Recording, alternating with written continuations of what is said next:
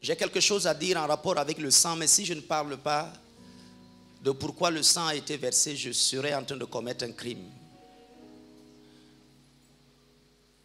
Je dois parler du pouvoir du sang, mais quelque chose a obligé ce sang à être versé pour ta délivrance et pour ma délivrance. Dans Ésaïe 62, la plus grande force qui existe dans ce monde apparaît clairement. Pour l'amour de Sion, je ne me tairai point. Pour l'amour de Jérusalem, je ne prendrai point de repos, jusqu'à ce que son salut paraisse et sa délivrance aussi. La Bible nous révèle donc, et c'est Dieu qui parle, que c'est à cause de son amour qu'il parle, donc je ne me tairai point, je ne prendrai point de repos, donc c'est à cause de son amour que Dieu travaille. Et si tu peux comprendre cela, alors tu seras un homme ou une femme totalement différent dans ce monde. Parce que dans Jean 11, au verset 35, la Bible dit Jésus pleura. Et le commentaire, juste après, nous dit que les hommes se sont étonnés et ils ont dit regardez comment il l'aimait en parlant de Lazare. Le plus court des versets de la Bible, Jean 11, 35. Ensuite, Jésus dit où l'avez-vous mis? Et le maître est allé jusqu'au tombeau.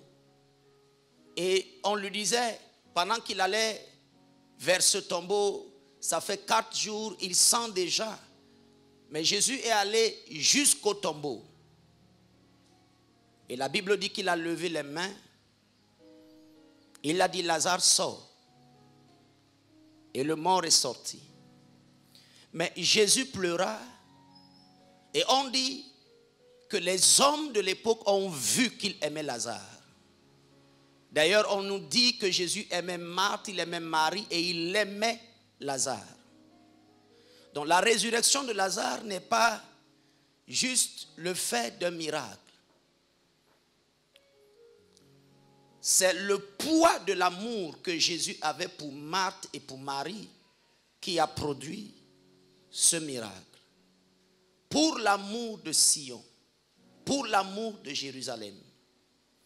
Maintenant, j'aimerais poser une question simple pour que nous puissions dérouler toute la vérité qui est dans mon cœur. Par quelle foi Lazare a-t-il cru pour revenir d'entre les morts? Par quelle foi Marthe et Marie ont-elles démontré leur capacité à croire en Dieu? Parce que quand Jésus arrive à Béthanie, il y a ce reproche qui est fait par les 2 seules personnes capables d'avoir encore la foi dans la famille de Lazare. Marthe lui dit, Seigneur, si tu avais été ici, Lazare ne serait pas mort. C'est un reproche, il n'y a pas de foi dedans. Et comme si les 2 s'étaient entendus, quand Marie rencontre Jésus, elle répète les mêmes choses. Maître, si tu avais été ici. Et vous savez qu'elles ont envoyé chercher Jésus quand Lazare était malade. Donc, on t'a cherché, tu n'es pas venu.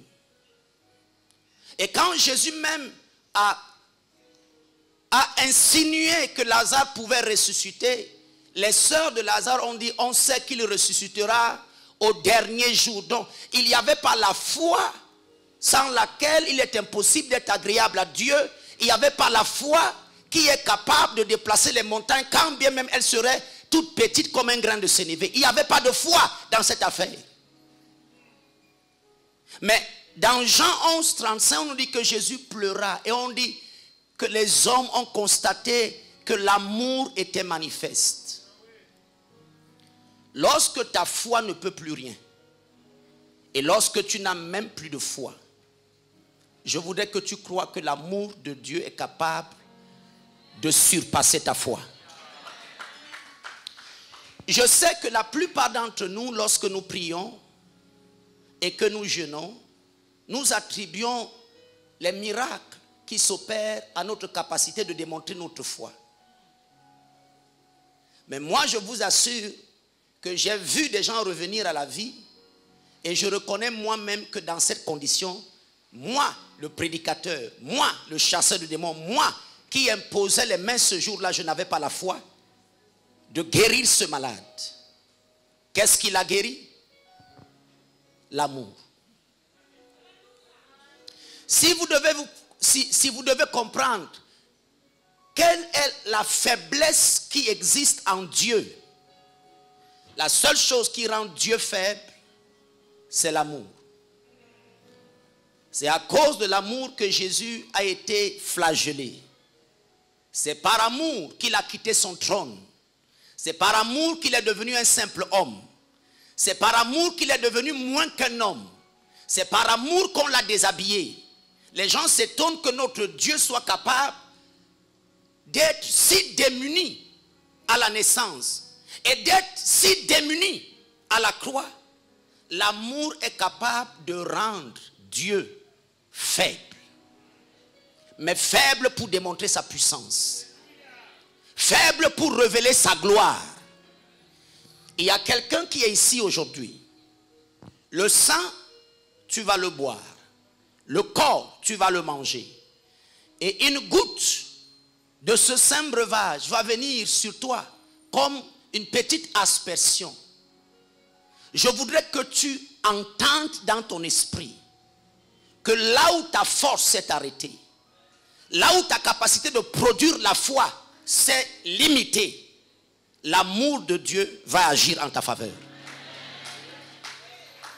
Je ne sais pas si quelqu'un me comprend.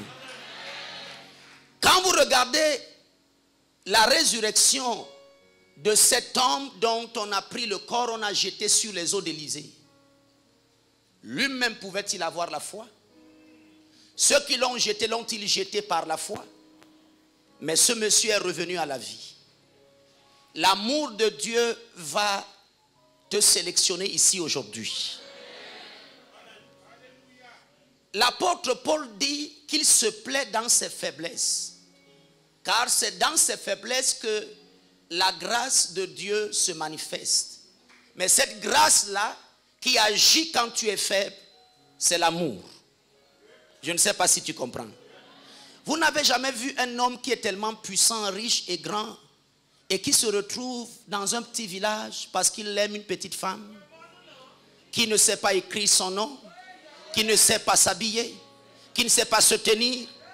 L'amour peut amener un homme à faire des choses qui dépassent la compréhension et l'entendement. Et je vous assure, ce n'est pas seulement une histoire de charme et d'envoûtement comme certains le prétendent. L'amour rend faible celui qui le possède. Un homme instruit et illettré peut descendre très bas. Un homme riche peut descendre très bas. Une grande femme peut se retrouver dans des conditions où on dit mais qu'est-ce qu'elle veut à ce petit bonhomme qui ne sait même pas comment se tenir en public. L'amour est capable de faire ça. Et je voudrais te dire ici aujourd'hui, car Dieu a tant aimé le monde qu'il a donné son Fils. Je ne sais pas si tu comprends ça. Si tu intègres ça dans ton esprit, alors on peut entrer dans le mystère du sang. Je voudrais lire Luc au chapitre 4. Non. Luc chapitre 23 avant 24. Luc 23, 44. Il est écrit, il était déjà environ la 6e heure. Il y eut des ténèbres sur toute la terre. Jusqu'à la 9e heure, le soleil s'obscurcit et le voile du temple se déchira par le milieu. Jésus s'écria d'une voix forte, Père, je te remets mon esprit entre tes mains. Et en disant ces paroles, il expira. Le centenier, voyant ce qui était arrivé, glorifia Dieu et dit, certainement, cet homme était juste. Et tous ceux qui assistaient en foule à ce spectacle, après avoir vu ce qui était arrivé, s'en retournait se frappant la poitrine. Alléluia. Quand Jésus a remis son esprit et que le sang qui devait couler à la croix a coulé, la Bible dit qu'il y a eu éclipse solaire. Ça veut dire que les éléments créés par Dieu, parce que Jésus est la véritable lumière qui est venue dans le monde pour éclairer tout homme, ces éléments-là, observant le supplice de leur créateur, ont choisi de s'éteindre. Il y a eu éclipse solaire. Donc pendant 1 heure, 2 heures, un temps, le soleil a cessé de donner de sa lumière. Parce que le soleil était en train d'enregistrer que l'origine de son éclat était en train de perdre, lui, son éclat. Je voudrais que tu intègres cela. Quand les éléments de la nature s'arrêtent devant l'œuvre extraordinaire de la croix, lorsque le sang de Jésus a touché le sol, lorsque Jésus a déclaré que tout est accompli, lorsqu'il a remis son esprit entre les mains de son Père, il n'y aura rien dans la nature ici, au Gabon, à Libreville, qui ne puisse pas reconnaître l'œuvre que le Seigneur va accomplir dans ta vie et ici aujourd'hui. La terre a tremblé. Le voile du temple s'est déchiré. C'est important de noter que le sang de Jésus, un homme est en train de mourir. Il paraît tellement faible. Mais la Bible dit que celui-là même, parmi ceux qui le crucifiaient, au moment où ces événements se sont produits, au lieu de dire on l'a vaincu, il est terrassé, il se retrouve à glorifier Dieu. Il est converti dans la mort et la crucifixion de Jésus. Je ne sais pas si tu comprends. Jésus est crucifié. Il paraît si faible. Jésus est en agonie. Jésus vient de remettre son esprit entre les mains de son Père. Mais ce centenier dit, en glorifiant Dieu, certainement cet homme était juste. Et tous ceux qui étaient tout autour et qui vivaient cette scène sont rentrés se frappant la main sur la poitrine. Repentance, conversion. Quand ce sang va apparaître sur toi aujourd'hui, toutes les personnes qui ne voulaient pas reconnaître ton statut, ils vont accepter ce que Dieu a décidé de faire de toi.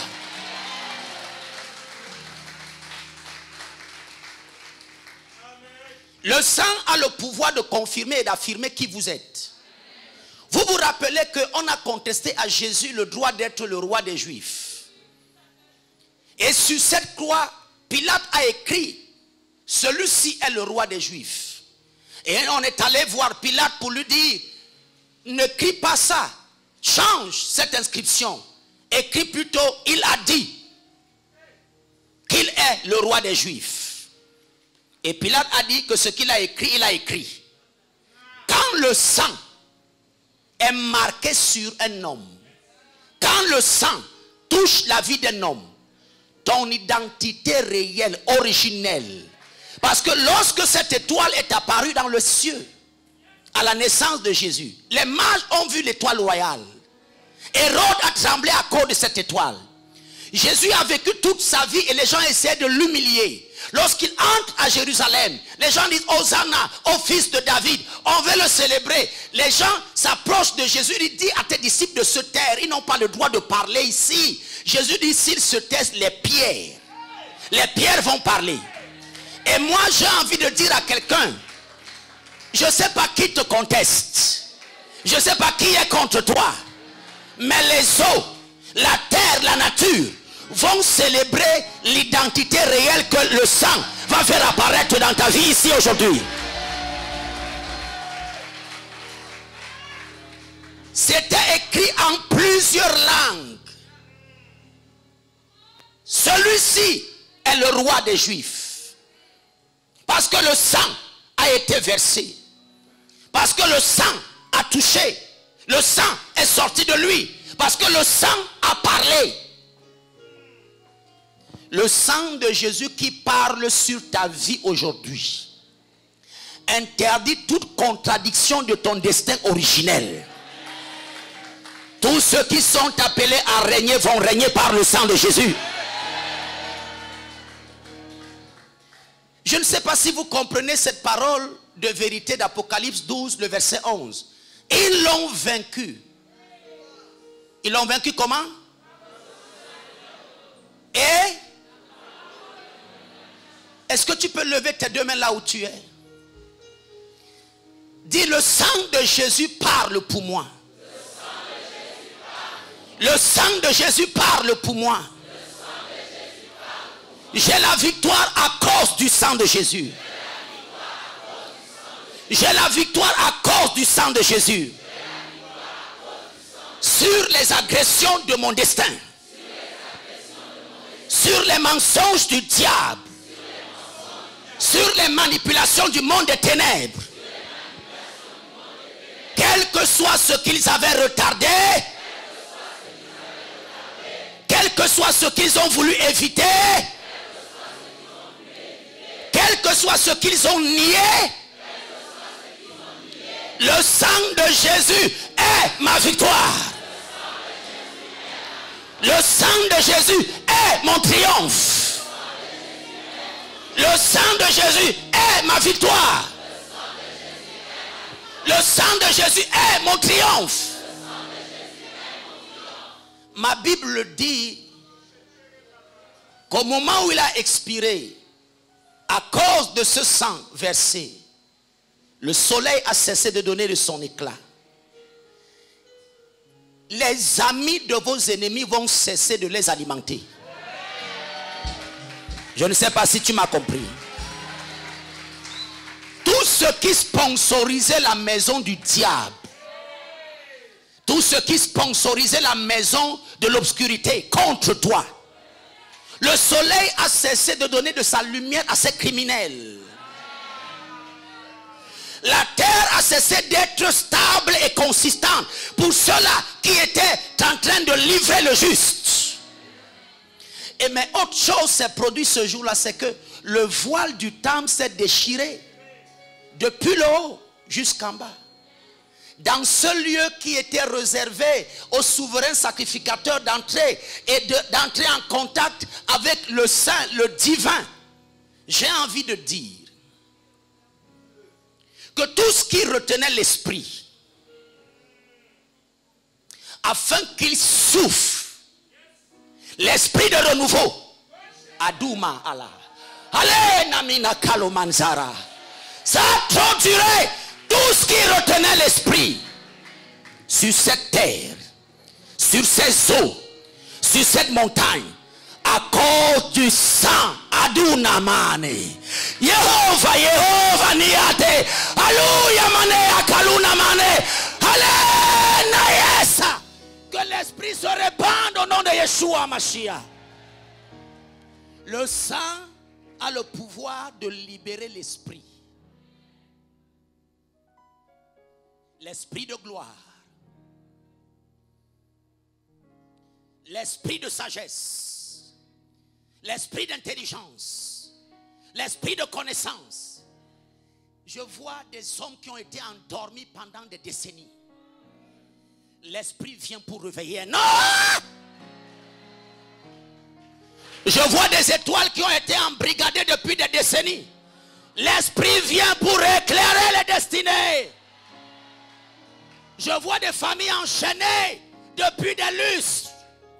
L'esprit est relâché à Libreville, au Gabon, sur toutes les contrées, les régions de cette nation.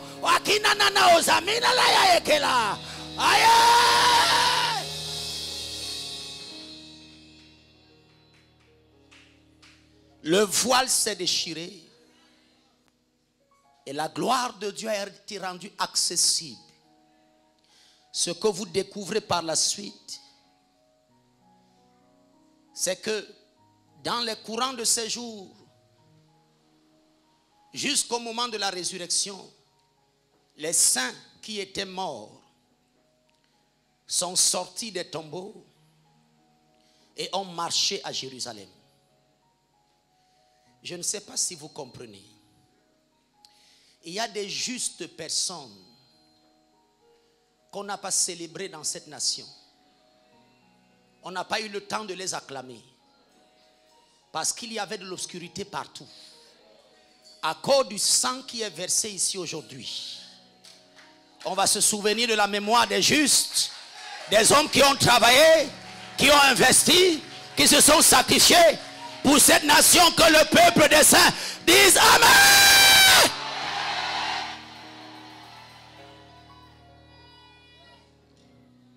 Le sang parle. Caïn a tué Abel, mais il ne pouvait pas tuer la voix du sang. Caïn a empêché Abel d'avoir une femme et des enfants, mais il ne pouvait pas empêcher son sang de se venger de ce dernier. La voix du sang de ton frère parle et monte jusqu'à moi. Quand il y avait à punir Caïn, quand le sang vient réclamer vengeance, qui va l'arrêter?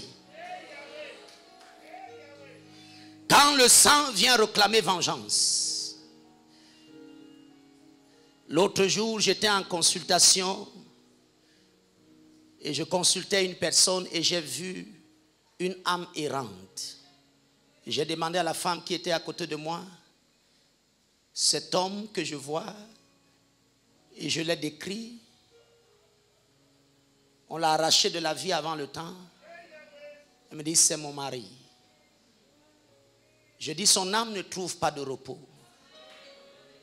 Il n'est pas encore mort, il erre, on l'utilise. Il y a des âmes errantes au Gabon. Cette nuit, des gens sont venus pour me demander qu'est-ce que je fais à Libreville. Ils sont venus me demander pourquoi je fais ce que je fais.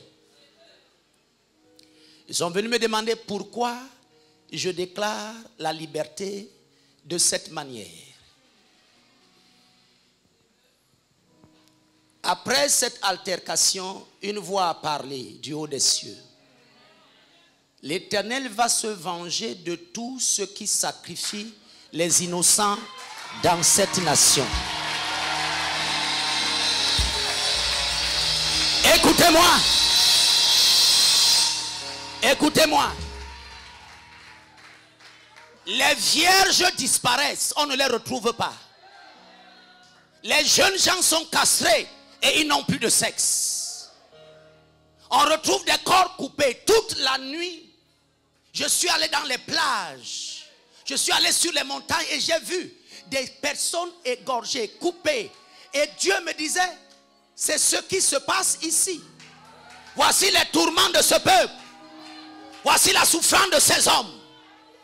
Et Yahvé a dit que le sang de ce soir vient pour crier vengeance. Le sang de ce soir vient pour crier vengeance.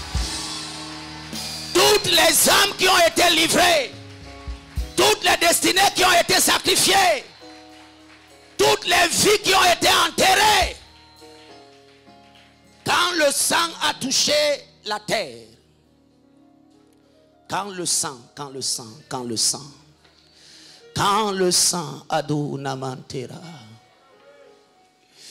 le pouvoir est dans le sang de Jésus. Alléluia. Le pouvoir est dans le sang de Jésus. Alléluia. Le pouvoir est dans le sang de Jésus. Ah.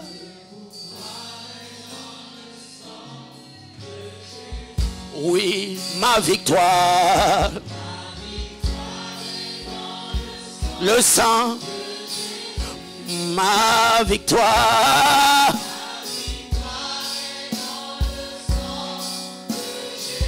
Alléluia.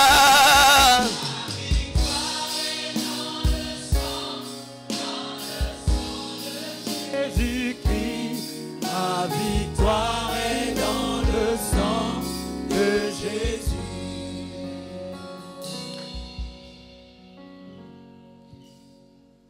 même la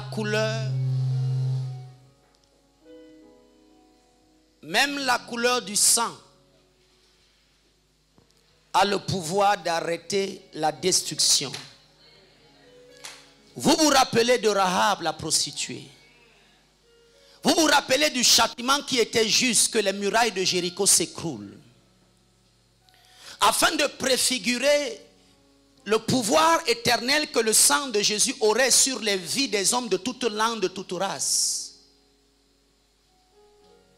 Les messagers, les espions lui ont dit, selon la révélation qu'ils avaient eue du pouvoir du sang de Jésus, selon l'histoire qu'on leur avait racontée et qu'ils avaient vécu eux-mêmes en Égypte, du sang des moutons qui avait le pouvoir de préserver de la mort. On dit, prends un tissu rouge et mets sur la fenêtre. Imaginez un tissu qui est simplement rouge, qu'on met sur une fenêtre. Un tremblement de terre se produit.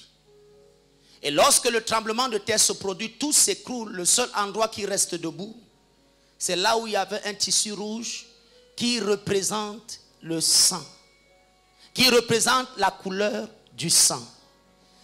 Je ne sais pas si tu comprends ce que l'Esprit, quel que soit ce qui va se passer dans les jours qui viennent, dans les années qui arrivent, tu resteras debout. À cause du sang de Jésus. Que 1000 tombent à ta droite, que 10 000 tombent à ta gauche, de tes yeux seulement tu regarderas, tu ne seras pas atteint. Parce que le sang a le pouvoir de te maintenir. Je ne t'entends pas. Le sang a le pouvoir de faire quoi? J'ai rencontré une femme qui avait fait 23 ans à la fonction publique. Elle était au même poste. Et on a fait un rituel comme celui-ci de boire le sang de Jésus et de l'asperger. 3 jours après là, elle était nommée. Et je lui avais dit, le sang a le pouvoir de maintenir à un poste d'autorité si c'est le plus élevé. Mais elle a aussi le pouvoir de lever, de prendre d'un poste inférieur pour amener au sommet. Alors, certains ont besoin de stabilité, d'autres ont besoin d'être pris en bas pour être amenés plus haut. C'est ce qui va se passer avec ta vie par l'aspersion, la manifestation du sang de Jésus ici aujourd'hui.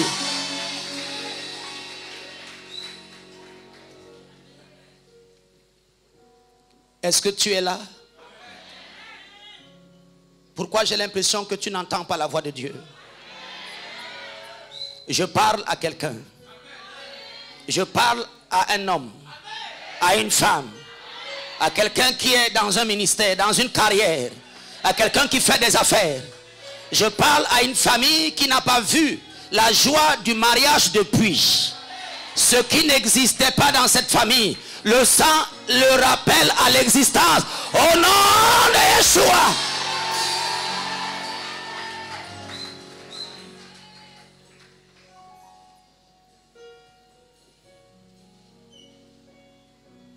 Exode chapitre 4, si je ne me trompe pas, le verset 24. Je crois. La Bible dit que Moïse allait en Égypte. Et sur le chemin, Moïse allait en Égypte.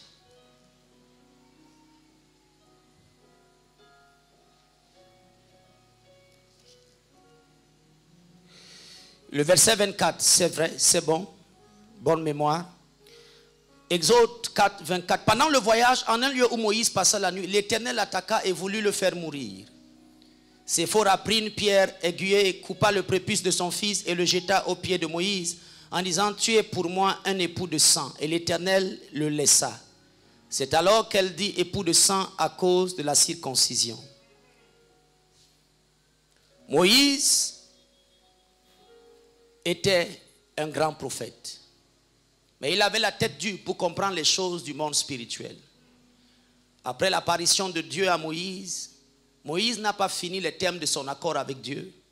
Il a pris le bâton du pouvoir, la main du pouvoir, Il a pris le divin que Yahvé a déposé en lui pour aller faire ce qu'il voulait. Il aurait dû bien terminer son contrat avec Dieu. Le même Dieu qui lui est apparu est revenu sur le chemin pour le tuer. Une histoire un peu compliquée. Je n'ai pas le temps de vous expliquer tout ça. Mais ce qui est important, c'est que la fille de Jéthro, le prêtre, elle est initiée à la spiritualité profonde. Elle sait que Moïse n'a pas d'alliance et que le sang n'a pas coulé au moment de l'apparition de Dieu à Moïse. Elle fait couler le sang, produit la circoncision du fils de Moïse. Et quand le sang apparaît, elle dit, tu es pour moi un époux de sang. Et l'ange qui voulait tuer Moïse s'est retiré. Le sang arrête la destruction. Même quand elle vient d'en haut. Je ne sais pas si vous comprenez. Quand Noé est sorti de l'arche, vous savez ce qui s'est passé. Il a fait couler le sang des animaux purs qui avaient donné naissance dans l'arche. Parce que Yahvé a vu le sang et qu'il a senti une bonne odeur. Des offrandes qui étaient manifestes sur l'autel. Il a dit, je ne détruirai plus jamais la terre avec les eaux. Le Seigneur m'envoie dire à un homme, à une femme qui m'écoute, qu'on appelle cette chose qui te détruisait cancer ou sida. Au moment où tu vas manger le corps, tu vas boire le sang. Cette destruction s'arrête.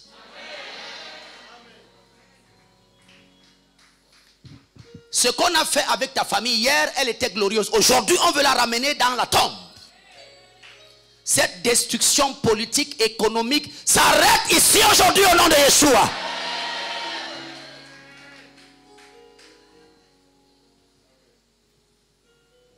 Quand le sang apparaît, la destruction s'arrête. Les kystes disparaissent. Les myomes disparaissent. La chair humaine disparaît. Il y a une jeune dame qui est arrivée en consultation et qui montrait les images de ce qu'elle a vécu. Après la prière de l'autre jour, les serpents ont commencé à être attrapés dans les quartiers. Elle a filmé. Quand le sang apparaît dans ta vie, les destructeurs arrêtent leur métier de destruction. Tout ce qui voulait te détruire par la solitude permanente, cette œuvre s'arrête. Il voulait te détruire par les dettes et l'endettement, ça s'arrête. Il voulait te détruire par l'échec, l'éternel recommencement, ça s'arrête. La médecine parfaite de Dieu se trouve dans le sang de Jésus. Dans le sang de Jésus. Le sang est un bouclier. Une protection. À Goshen, c'est le sang qui a empêché l'ange de la mort d'entrer dans les maisons des Israélites. Et ce même ange détruisait parmi les Égyptiens. Mais dans la maison des Israélites, la mort n'avait pas le droit d'entrer parce que le sang d'un mouton avait été mis sur les linteaux des portes et des fenêtres. Imaginez si l'ombre d'une chose peut protéger un homme. C'était un signe de préfiguration, un signe d'annonciation au véritable sang qui allait venir pour toi et pour moi. Qui est cet homme qui te menace de mort? Qui est cette femme qui dit que tu ne pourras pas arriver à accomplir ton destin tant qu'elle sera là? Qui dit que tu n'auras pas de promotion dans ce lieu de service tant qu'il sera ton directeur? Le sang de Jésus te met à part et tu échappes à la destruction au nom de Jésus.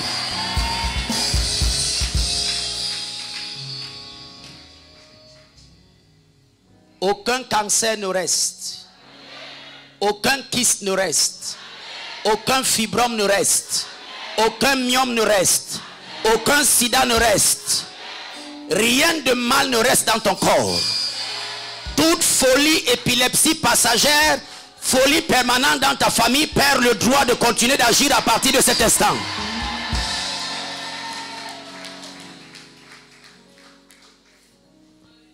Le pouvoir est dans le sang de Jésus.